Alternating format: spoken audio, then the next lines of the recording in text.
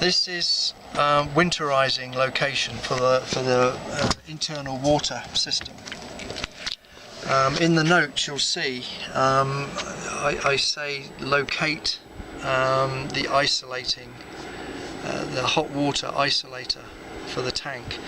It's in here. I don't know if you can get in here, but you see there's a blue lever. At the moment it's in the normal position.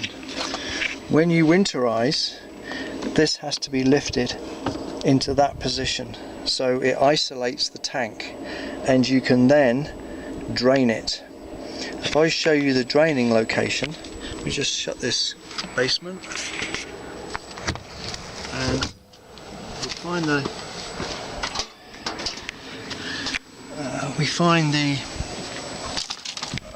drains and everything in here. This is the propane burner here, but I very rarely use it because some time ago we fitted a electrical heating system for the water. That just pops off. That's the plug for it. So when you've got the blue switch on bypass, you very carefully unscrew this, and that's what was the drain plug. It is now a drain plug plus immersion heater. So very carefully unscrew. It won't come all the way out because this will stop it, but it will come out enough that you can drain the water out. So unscrew it, pull it out as far as it will go, very gently pull it out as far as it will go, and just let the water drain. This lever here is the vent. You will need to lift this, and that will let air into the top of the tank so this can drain properly. You can get this lever up so it will stay open, so do that and let it drain. This is for when you winterize. Of course, the opposite for when you want to de-winterize. In that case, this has to be made sure you plug it straight in. It will be empty during the winter. There's no antifreeze goes into this tank. Make sure this is screwed in tight, very gentle with it. Make sure this is closed. Make sure this is closed. This is a tap for the vent. Now that's about, and make sure this goes back on.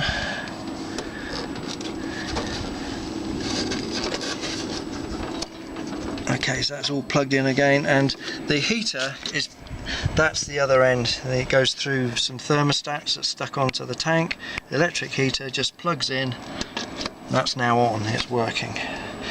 When we travel, I tend to take this out, tuck it in there, and just close the lid, so you haven't got a plug hanging out of the thing. So, but while we're parked up, it lives in there, and you've always got hot water. Okay, so now if I show you another process with the wintering. When you want to get fluid, when you want to get an antifreeze fluid into the pipes throughout the RV, you use this thing here. Now, if you show, let me just get in here a bit, see if you can see this. There's a black, this is the filter.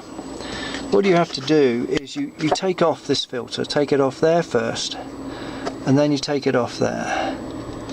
And then this will fit onto that. Okay, so instead of having sucking the water up through the system, that goes onto there.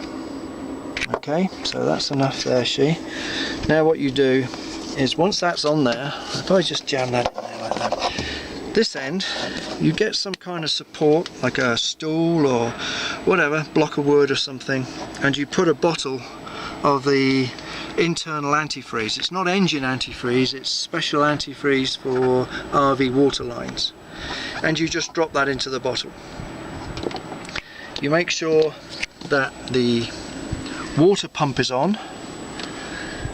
There's a switch externally in the basement where all the services go in. There's a water pump switch there, or there's a water pump switch inside.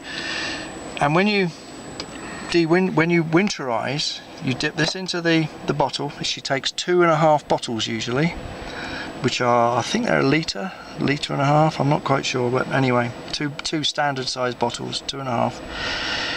You put this in, switch on the water pump, and then open a faucet, and you run the faucet until you see the liquid is usually pink. You run the faucet hot and cold, one at a time, until pink comes out of both sides. Then you close those faucets and you move on to every faucet in the RV. 2 in the kitchen, 4 in the bathroom, and 1 in the basement out here, the outdoor shower. That has to be done as well.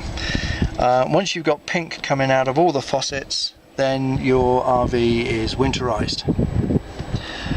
When you de-winterize, it's the opposite thing. You make sure that this is back into normal position.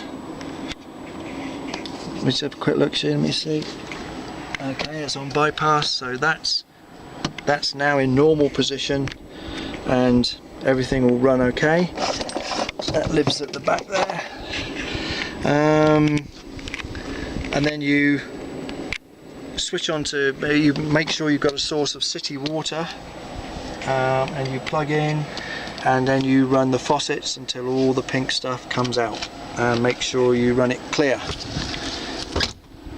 That's how to de-winterize and winterize.